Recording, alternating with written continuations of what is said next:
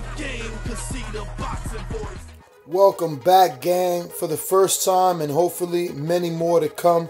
Don't forget to subscribe to the YouTube channel and click on the notifications right here, this little bell, so you can get those emails every time we go.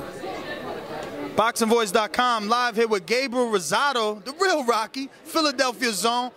Bro, 7-day notice for this fight is what I'm hearing. I'm here to get the real scoop. No, originally we were supposed to fight an Irish guy, O'Sullivan.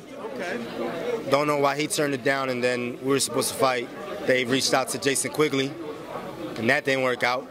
So last minute, they told me, how do I like the fight between Sulecki, who I think actually is a bigger challenge than the last two guys. And I jumped on it. I said, let's do it. Let's make it happen.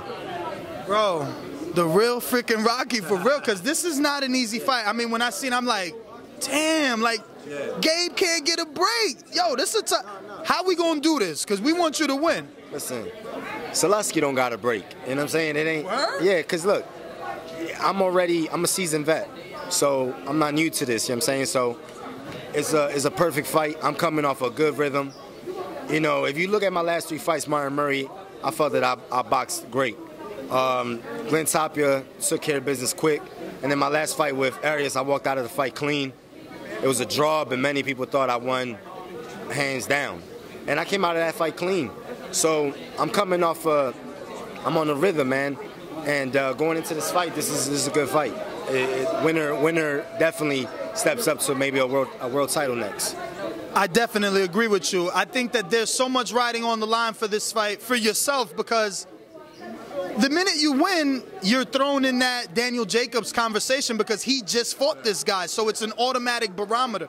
Yeah. Did you see anything that Daniel Jacobs did wrong in that fight, and do you agree with me that your name will be thrown with the top and the elite if you get this win? Oh, absolutely. I believe that my name will get thrown in just because it's the zone, it's Matchroom, they got all the middleweights, so it's definitely a fight that puts us in the mix. And, you know, as far as with the Jacobs fight, I thought Jacobs could have made the fight easier for himself against Sulecki. I think he was trying too hard in the fight. And, you know, when you show your power against a seasoned vet, because Sulecki's a vet, you know, you're not going to hurt a guy when you're showing him your power. You know what I'm saying? You got to kind of, you know, change speeds, you know, set a guy up. So, you know, I think Jacobs probably made the fight a little more difficult for himself in the Sulecki fight. I think some can argue that you are probably the most experienced fighter that Sulecki's been in there with, even though Jacobs defeated him because of all the guys you've shared the ring with. Like, yes, Jacobs has a, you know, better record on paper, but you've been in with everyone. Do you think you've seen this style before because of that, because you've been in with so many? Yeah, absolutely. You know what I'm saying? And I think, like, my career being that I fought everyone, I think that's why in the press conference I said this is the second half of my career, where now I could bring that knowledge into this quarter now. You know what I'm saying? Where 2019, new year, you know what I'm saying? I could pretty much, you know, I'm in a position where I could control the pace of what's going to happen next. You know what I'm saying? And, you know, the tough fights could have broke me, you know what I'm saying? But it set me up for this opportunity where now I know what I'm getting myself into. I know how to properly prepare myself for a fight, come up with a game plan. Just be smarter and wiser. What's the story they gave you why he's not at the press conference? Why no official face-off for Gabe? I think they say he's in Poland still. So, you know, I know the press conference happened like pretty much like last minute. So maybe he just had a legit reason why he couldn't make it so soon. Now, he trains in Poland as well, from what I'm told. Any worry for you, and did you ask for any drug testing? Well, you know what I'm saying, I really don't know his whereabouts or where he trains or anything like that. I'm sure Philly is a tough state when it comes to the commission and drug testing and things like that. So I'm going to trust the commission and know that they're going to do their job. Greg Serve is a hell of a commissioner in Philadelphia. So, you know, I'm not even worried about that. Now, Gabe, I know, you can't call a knockout, and I don't really expect you to get the knockout. If you do, better for me, because I've been becoming a betting man these days. But is it safe to say that you can outbox him? Like, I really like what you did in the Triple G fight, even though it was a losing performance. You kind of gave the blueprint. I don't know if you feel that way. You were the first one to go as many rounds as you did. Can you outbox Sulecki, or do you got to make it a dogfight?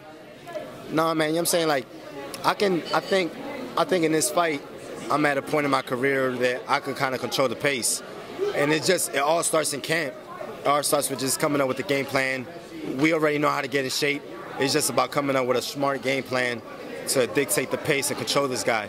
I mean, I don't think he's bringing anything to the table I haven't seen. You know, so like I said, you look at my last 3 fights, I've been controlling the pace. I've been looking sharp. A lot of people are actually surprised I could box. Everybody thinks Gabriel Rosado is going to come to war. I'm going to be entertaining, but at the same time, I can control the pace of a fight. And that's just what I plan on doing, man, controlling the pace, putting on a good performance, and, you know, just dominating him. You can go ahead, brother. Don't worry about me. Listen, I don't want to let you go without talking about Canelo and Daniel Jacobs, because obviously a win puts you in that conversation. He's got an 11-fight deal. He needs opponents. You're 160. You get the win. Puerto Rico versus Mexico, or the Miracle Man in New York. Who do you think wins and why? I think Canelo wins that fight. I think Jacobs is a good fighter, but I think Canelo has a slightly better boxing IQ. You know what I'm saying? I think that type of fight is not about skills. It's about who makes the better adjustments.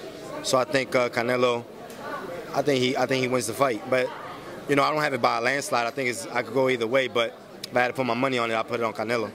What do you bring to the table that Jacobs doesn't in a Canelo fight? You've been linked to him since when you were training in Danny's gym in the second floor, when he moved out and it became your gym. Yeah. No, man, I just think at this point in the game, it's about who makes the better adjustments, who makes the better moves. It ain't about who's a better fighter, skill set wise, whatever. It's just about who we all could fight, we all could scrap. It's just about who makes the moves, the better moves, the smarter moves. I mean, that's what it comes down to at this point. Gabe, man, thank you for your time. Wish you the best of luck as always, brother. Get that win, bring it back home for the home team. No doubt. Thank you, bro. I appreciate it, man. Thank you, brother, man. TV family, yes, YouTube has been cutting funding to their channels as of late, and with net neutrality going through its process, the internet is changing. If you want to keep your favorite channel intact, coming up with tons of content, and plus get hours and hours of extra content, head over to patreon.com/ThaBoxingVoice to become a member of the TBV family and help support the channel. Peace.